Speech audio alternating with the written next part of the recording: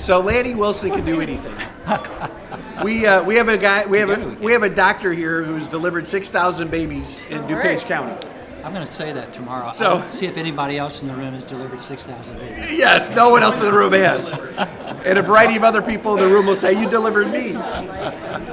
So we have, for the first time, we're growing this nascent organization, and this is a great example of how we're growing by this executive committee that has been created. And I know that Lanny, we're just honored to have such a leader like Lanny, and really all of you and other folks that couldn't be here right now.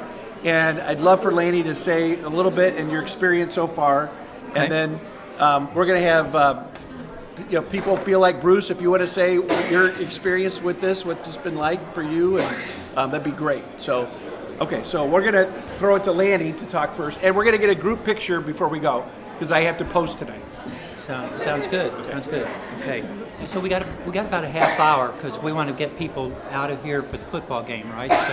So we'll leave around 6. But next 30 minutes we can hear a lot of stories. So when Dan and Regina invited me to be a part of this, I have heroes in my life, including Mahatma Gandhi, Jesus Christ, Muhammad, and Dr. Martin Luther King. I love the idea of nonviolence. I'm in love with nonviolence. And I have a dream too. I have a dream that one day this world will be at peace. Yes. That one day there will be no more war. Yes. That one day we will have a beloved community that includes every one of us. And this little nidus of getting together that we're doing here is an experiment in a beloved community. And I'm so privileged to be a part of this. And I learned from each of you with conversations that I crave. I crave conversations about what makes people tick in different parts of society, in different parts of the world. Finding that common bond that we have. That's what I look for, and that's what I crave with this group. Because I grew up in a little farming community in western Kentucky, where we thought that was the whole world. We thought that was the biggest, everybody around here, people should want to come to Fancy Farm, Kentucky, because this is all there is. But then you start getting out and you realize there's a whole big world outside of our little farming community. And the more that I listened and talked to people, the more that I learned, and the more that I realized I didn't know. So this community that we're gathering together here is helping to ground me in what truth and honesty and togetherness is all about. So I am thrilled to be a part of this, and every time someone new is added and I get to know them, I get to know a little bit more about myself and the world. So thank you guys for inviting me to be a part of this, and I look forward to hearing what others have to say. Thank you for inviting me.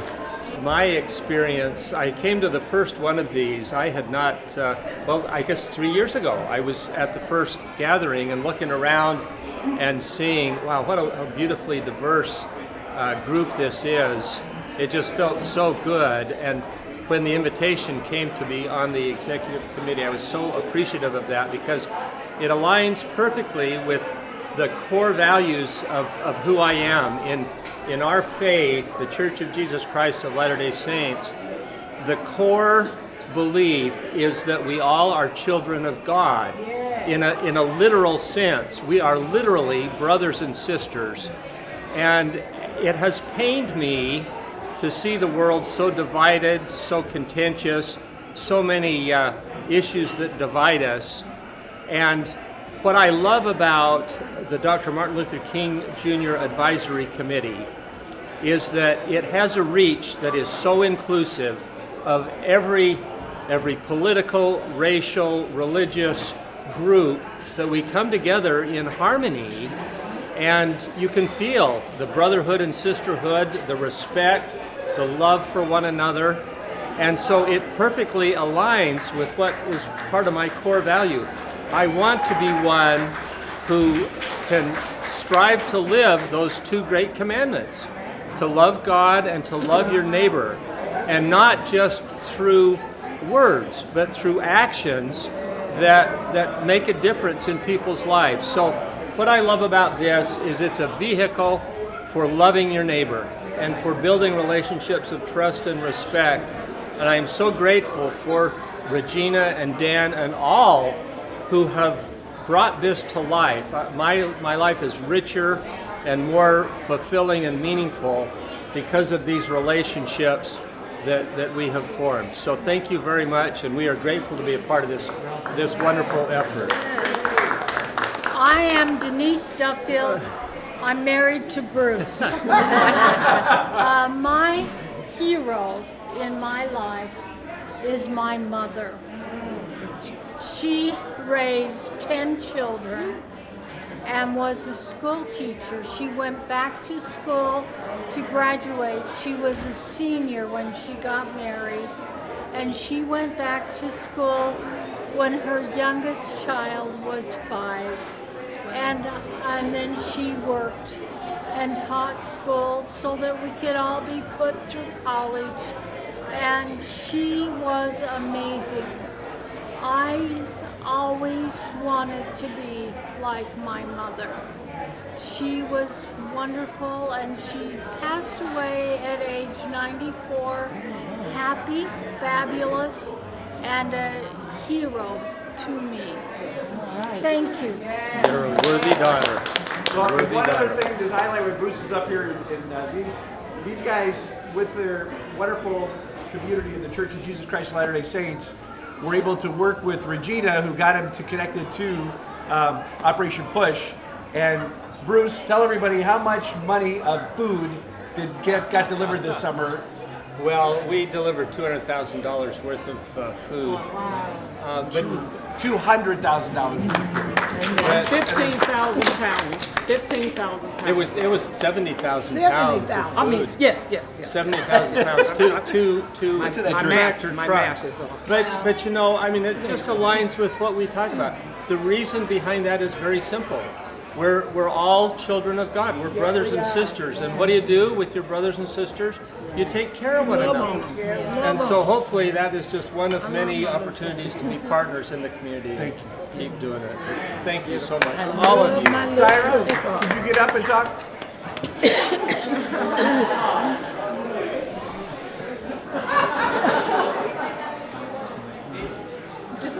Syra, everybody should know Syra had the best executive board luncheon at her house that anybody could ever want. That was the best one. Go ahead. Well, I'm not a big speaker, but I just want to express my gratitude for being part of this beautiful community. I completely relate to what Bruce said. I completely relate to what Lani said, and it is a brother and sisterhood. And I was just telling Lani, the more you learn about religion, you realize how connected everything is, and how the values are the same, the goals are the same, and the challenges in many ways are the same. And it's so important to be working together and growing together. And I thank Dan for recruiting me for this, and Regina for recruiting for me, and thank you so much for that. Very honored to be part of it. Thank you. Good evening, everyone. So happy to be part of this event today, and so happy to be part of this group. Actually, it is truly an honor, especially in the time we are living in right now, with so much divisions within the community, and we are all looking for. I was not expecting that big of an ovation, but you know, I will take it. But once again, thank you for the leadership of all of you. Actually, with all of you, when I look at all of you, I'm really excited, and I am very hopeful.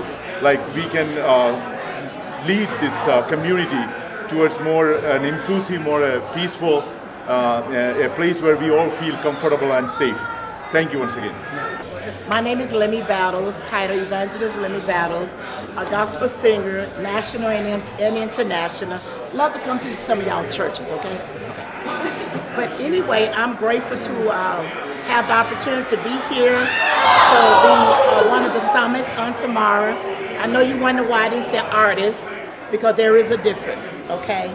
Artist is a great singer. A psalmist is he is straight from the Lord that shifts his things when he gets ready, okay? And so I'm grateful to be here to minister, to share. I have a testimony, y'all, and I guess it applies to everybody. I'm a 3-time cancer survivor. Yeah, 2-time throat cancer survivor, as well as surgery. But the Lord has healed me. So my ministry is to travel and continue to sing and encourage people that yet don't believe God still is. Amen. And he's certainly a healer. Thank God for my husband. 47 years of marriage. He trusts me to travel all over this country doing what I do. I said that for a reason, okay? As the pastor would preach this morning, you got to continue to till the ground. Amen. And what you're in. So I'm excited about tomorrow.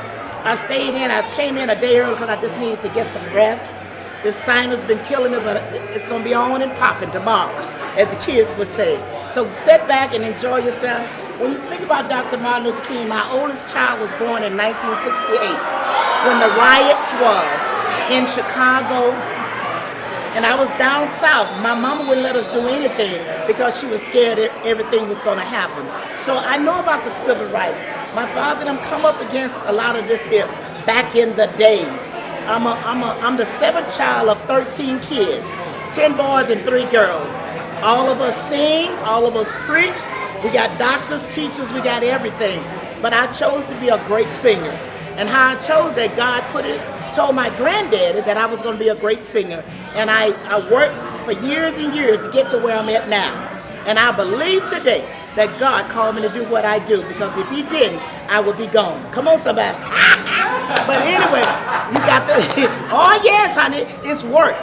Look and tell somebody it costs you something. It costs you something to continue to do what God told you to do, okay? One other thing I'm going to tell you is, my mama taught us to be real in everything we do. Okay, did y'all catch that? Be real in everything you do. She said, real, Jesus is real to me. Oh, yes, gave me the victory. So many people down here. I can't live without him. That's what my mama said. That is why, y'all, I love him so. He's so real to me. Gotta go. Ladies and gentlemen, Regina Bryant. Well, that's a hard act to follow right there. Don't ever ask me to sing. Good evening, everyone, and welcome. Thank you. Isn't it a blessing how we're looking at these people on this pop-up and we're bringing them to fruition in real live time? So let's give all ourselves a round of applause. I want to mention the real reason why we're here. We wouldn't be here if it wasn't for a courageous 15-year-old young girl who made her mark back in 1957. Right after Rosa Parks sit on that bus, right when Claudette Colvin sit on the bus. Claudette Colvin just passed away January 14th, right before King's birthday. And she was the first trailblazer that took that chance. As a matter of fact, she said as a young girl, I don't see why this fell on me when so many other people old enough to do this didn't, but I did. So we want to give her some acknowledgement as well.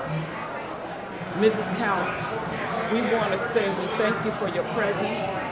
We're glad you're here to serve us, to tell us your story, to make sure that in the future we have a blueprint to follow so that those things will never happen again. I'd like to give Lisa Madigan, Lisa and company, Lisa Wagner and company, a heartfelt appreciation for putting all of this together. Without them, we couldn't do it. It's the logistics that they really put together to make us look successful, to make us look good.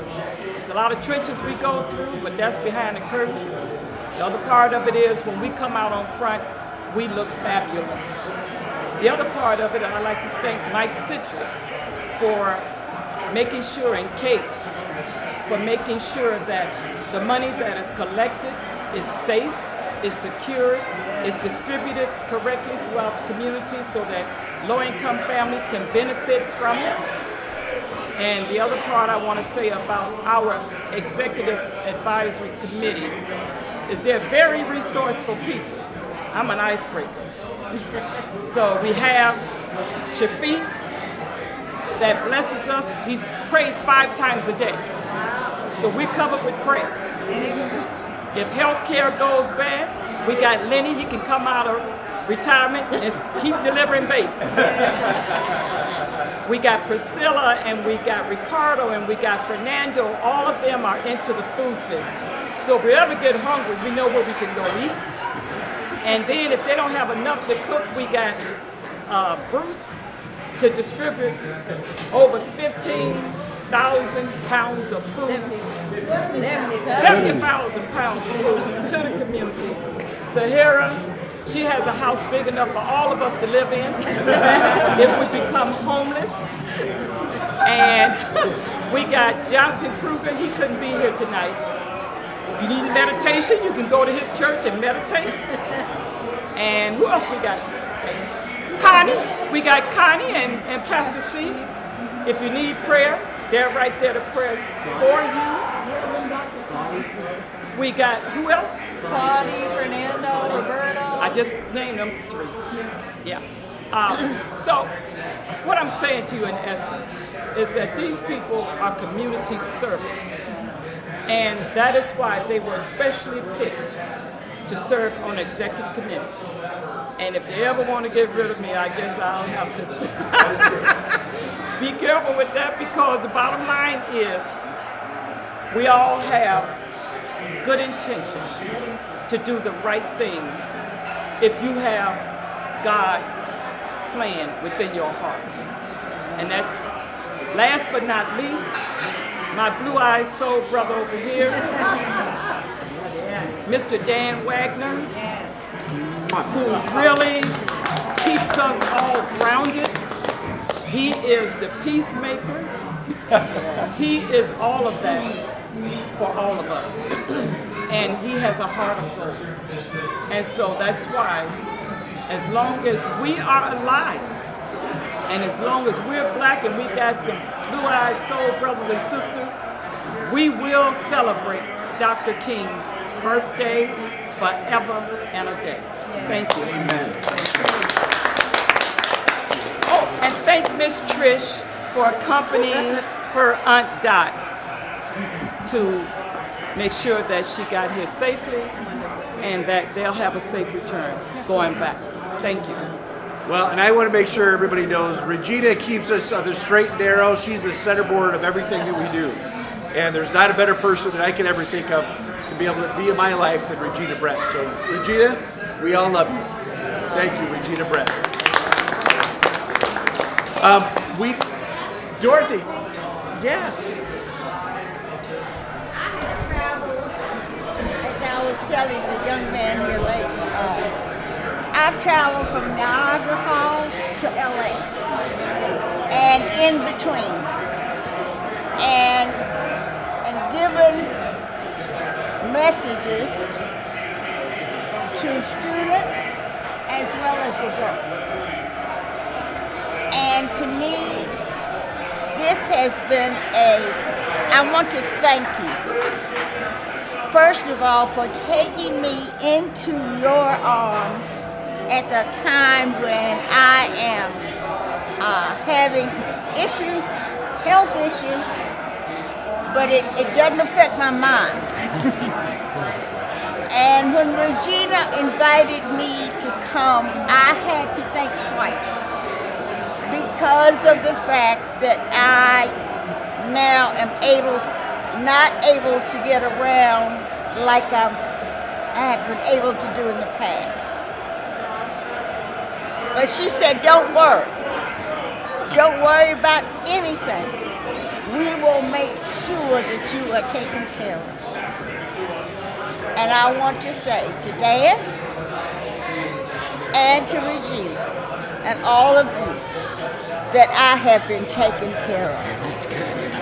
But not only have I been taken care of, but my niece has been taken care of. So I'd like to say thank you to all of you, because this could not have happened if just Regina and Dad, all of you together, made this happen.